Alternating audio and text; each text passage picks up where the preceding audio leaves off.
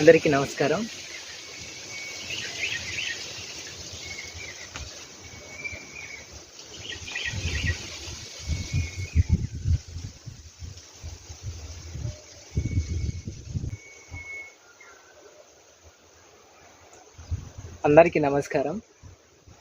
ఈరోజు అంతర్జాతీయ యోగా దినోత్సవ సందర్భంగా అందరికీ యోగా డే శుభాకాంక్షలు తెలుపుతూ ప్రతి ఒక్కరం యోగా చేసి మన ఆరోగ్యాలను కాపాడుకుందాం.